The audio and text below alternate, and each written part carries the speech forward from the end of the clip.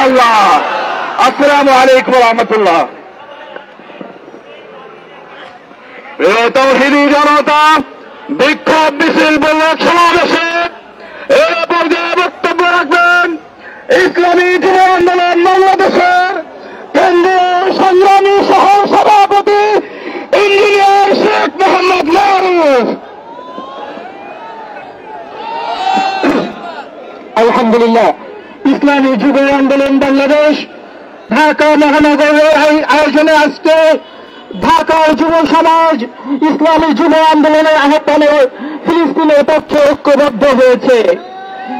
আমরা বাংলাদেশের প্রধান উপদেষ্টাকে বলতে চাই যে আমরা ফিলিস্তিনের পক্ষে, ইসরায়েলের বিরুদ্ধে লড়তে বাংলাদেশের যুব সমাজ প্রস্তুত। বাংলাদেশের মানুষ ইতিমধ্যে ইসরায়েলি